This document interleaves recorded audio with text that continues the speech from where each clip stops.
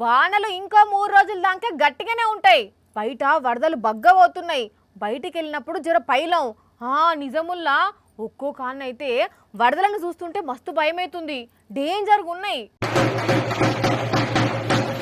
3 రోజులు భారీ వర్షాలు ఉన్నది. ఇంట్లోకెళ్ళి బయట వెళ్ళక ఆగాడిపోకున్నాయో.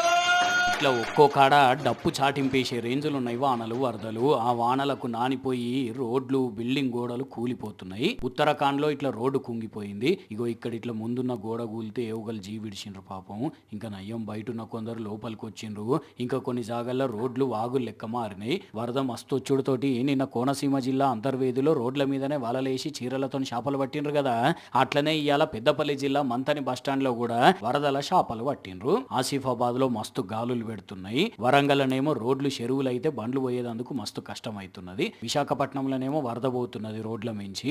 ఇట్లా ఏపీ తెలంగాణలో ఎక్కడ చూసినా ఇవే వానలు ఇవే వరదలు. ఇక ఏడ చూసినా ప్రాజెక్టులు జలకలలాడుతున్నాయి. జలపాతాల కన్నైతే నీళ్లు ఎత్తు మించి పోస్తున్నాయి. ఇంకొక దిక్కు కేటీఆర్ సార్ ఏమో కాళేశ్వరం ప్రాజెక్టులు ఉన్న నీళ్ల వీడియోను చూపెట్టుకుంటా కాంగ్రెస్ ను ట్విట్టర్ ఎక్స్ లా కడిగి పడేసిండు.